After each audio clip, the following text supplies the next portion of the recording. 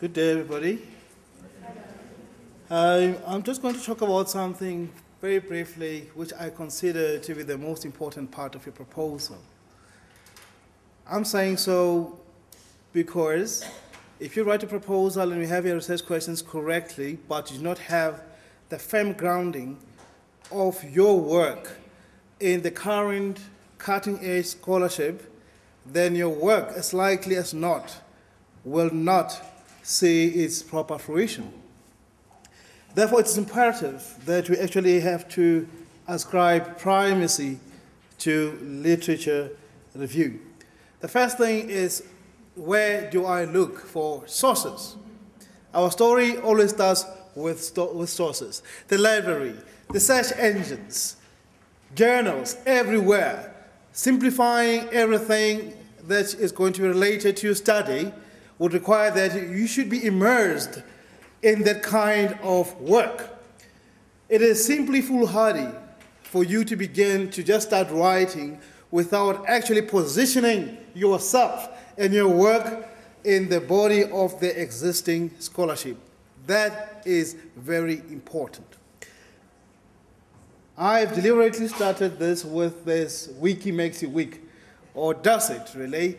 It is because you will start there with a simple set of keywords, right? 5 or 6 keywords that are related to your topic, and then you might want to refine those in order that you should have a clear idea as to where your search is going. But most of the time, you'll find that some of the search engines are not entirely reliable, and they're constantly being reviewed, just like knowledge itself is being constantly revitalized. So don't actually over-rely on Wikipedia or literature.com, because you might find yourself stuck with a perspective that might be out and out ridiculous because somebody just managed to upload it and there was no counter-argument to that. So be very careful of that. Now, why is this important? It's important because when you find any and other source, you have to go back to the fundamentals to be able to classify the information that you have. What do I mean thereby? I mean to say that you need to classify your arguments. You should be able to say that when I'm reading this text, I'm now reading a feminist text, or I'm reading a Marxist text, or a neo-Marxist text. It is not simply good enough for you to say that in my study, I'm going to be using a Marxist argument to analyze the change in society. You need to be saying which part of Marxism, neo-Marxism or post-Marxism, or even in that neo-Marxism, which kind of Marxism, which brand or variation of Marxism, which variant are you talking about when you say Marxism? Someone will just using a term as a keyword, for example, hegemony or counter-hegemony, okay? And you wonder, is this person using this term advisedly or not within the proposal? I'm just making a simple example. You say hegemony when most people that are using it in the current literature are using it in the context of Gramsci. I'm sure that most of you that are in sociology would know Gramsci. Okay, let me change Gramsci, all right? It's only the minority. Let's go to Jean-François Lyotard, okay? He's a postmodernist. Everybody in the social sciences nowadays is so much in the hype, in the fashion, the great vogue of postmodernism, postmodernity, post-structuralism, this and that, even in feminism, even Marxists themselves.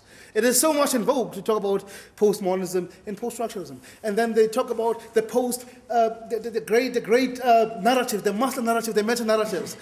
But they fail to actually prime that term in the context of their research to say that even if I'm looking at the meta-narratives of patriarchy or of economic transformation or of whatever, I'm actually going to be using this concept of the meta-narrative as a category of analysis in a sense that has been used originally by Jean-François Lyotard. Okay? When he says meta-narrative, okay, because it's a skeptical approach towards the grand identities, the grand narratives of Marxism, of enlightenment, and so on, that had promised us so much progress in modernity. Now you're coming with this term in your proposal to say that these things you're using a critique of the grand narratives, the master narratives of patriarchy, of modernity, or even of economy, or even, hegemony, if you will. But when you identify your source, if you are able to do that, you are able to say, no, I'm using it in my study in a sense that it was used by Nicola Pratt, or that was used by, say, Jürgen Habermas, okay? All right? Why Jürgen Habermas and Alex Kalinikos is because you have now gone to look for sources and you have looked at the criticisms that have been leveled against an uncritical use of that term, which is your keyword in your proposal. Do you see what I'm talking about? Are we together? Yes. Let me break this down very simply. It's fundamental that we explain this, in terms of what it means to use certain concepts that are associated with particular kinds of theorists. Your sources will lend authority to your study. If you're going to give me a dated source of 1942 in your proposal, when there has been so much of an outsurge, as it were, a burgeoning field of writing between then and now, I see people are still obsessed, for example, with Maslow's hierarchy of needs. I'm sorry about this. This shouldn't be happening. They are talking about Maslow's hierarchy of needs, and there's been about 14 critiques of Maslow's theory to date. But it's up to you to demonstrate not only that you are knowledgeable about Maslow's theory, okay, but also that you are able, in the face of those 14 critiques, to defend it for the purposes of your master's or your PhD. Are we together? That is why it's important that you must have a sense of authority, because that lends credence to your study. When you're talking about, it's not just about analytical psychology or psychoanalysis. People want to know what exactly is the difference. It's not a matter of English or grammar that you're meaning the same thing. They are not the same thing, okay? Because psychoanalysis and analytical psychology are associated with Freud on the one hand and Carl Gustav Jung on the other, right? And the procedures are different, isn't it? The shadow complex and the dream complex, isn't it? In psychology, all right? So you need to be defending why you're using this kind of approach. If you're in education and you want to actually use stage theory, for example, in development, if you want to talk about behavior, if you want to use Ibsen, all right, or you want to, let's say, Erikson, stage theory if you want, it's very important for you to be able to locate the scholarship of today, the current one. Why is it? What is the new agenda? Ask yourself, why is it that in US, in North American universities today, there is such a great debate going on about globalization? Why is it now that, in the aftermath of 9/11, the idea of terror and security has actually contributed so much to the human sciences that we are now talking about trauma studies? You should be able to connect the dots. Are you aware of that, right?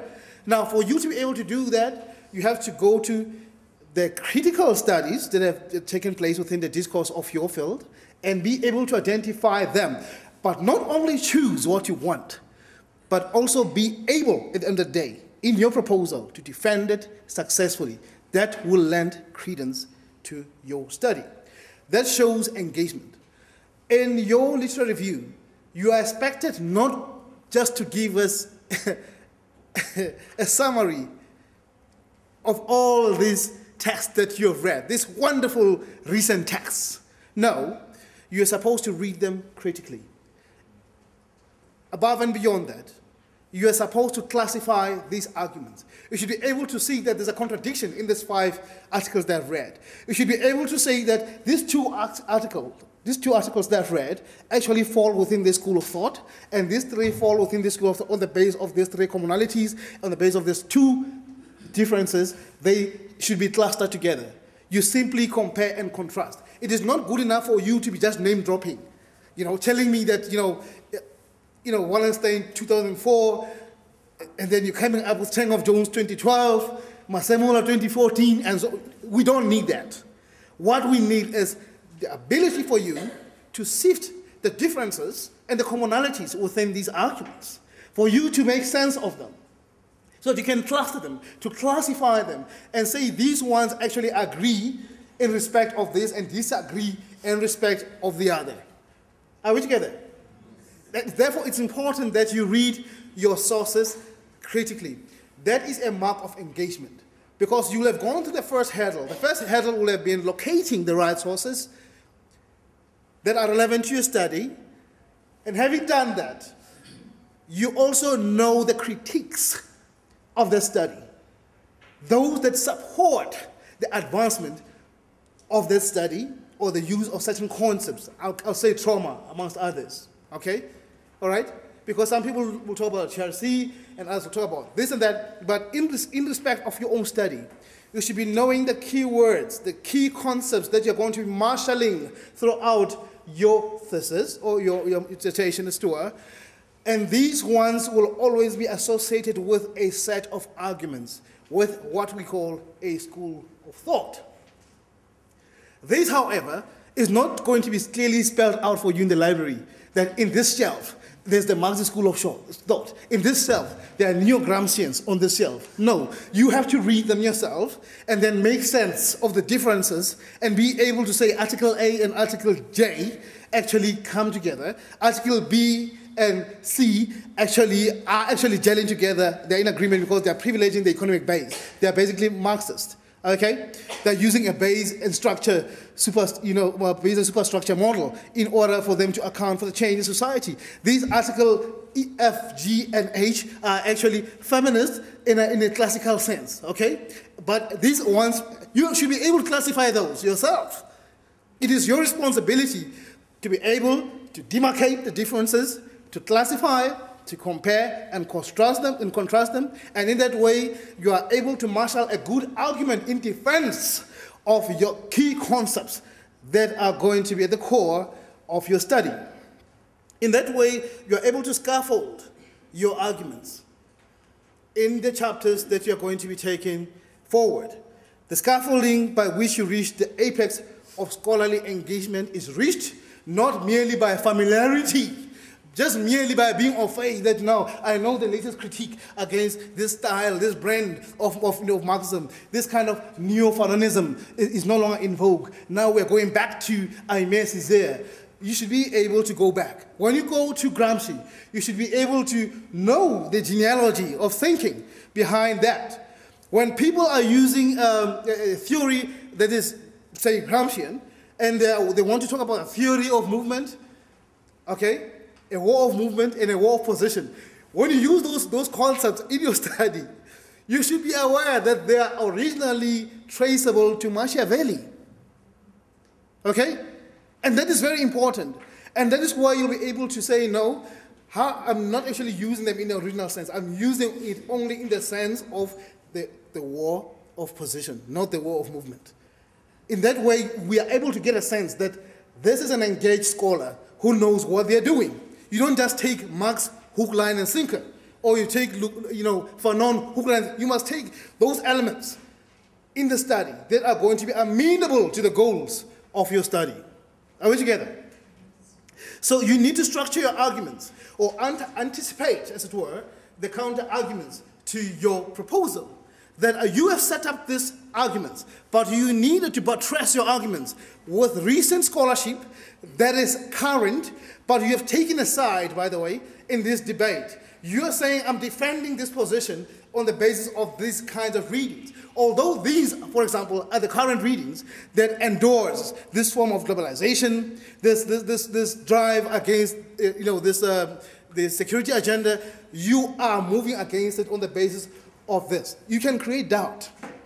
It is not just about the gap in scholarship. You can create doubt. You can interrogate the premises of the most current scholarship, and that makes for original output in a PhD. If you can do that, not just a critique, but that gap, if you are able to interrogate the premises, find the premises from which the argument is moved, then your thesis is out and out regional. What then are sources? Having said all of this, there are indicators that research proposal is firmly located in scholarship. That you are not just being wishy-washy, that you're not just going to be waffling and name-dropping and saying Marx this, Wallenstein this, Virginia Woolf that, to intimidate us, okay? You are saying you have engaged with that kind of scholarship. When people talk about Afropolitanism, what they mean, what the current critiques are, and what are the chief proponents of their theory. That is very important. That you know the proponents and you know the critiques and you know how to defend. You should be able to agree and disagree with some of these readings that are the critiques of Marx, for example, of Freud, of, say, Jacques Lacan, if you will, okay? In any field, you should be able to do that. Because this should be able to signpost the theoretical orientation of your study. You are saying this now is my defense. It is my apologia critica for the methodology I've chosen and for the theories that I've chosen against the background of these theories. By the way, you will have classified them, that these are this kind of school of thought, although they seem to be different, but they actually coalesce around a particular kind of idea. Now, you classify them that, but in your study, you want to go beyond that and articulate a particular kind of position. That is the uniqueness, the originality of your study.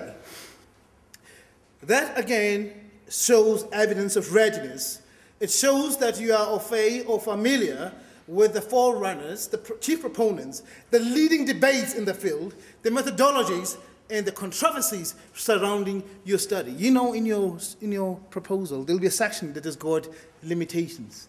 You should be able to say, with nary a doubt, that much as I have written so much, and I would like to do this, that the current literature does not show any evidence or has not reached this kind of conclusions. And therefore, you are here to cure that kind of lacuna, to redeem the deficiencies that are in the current literature.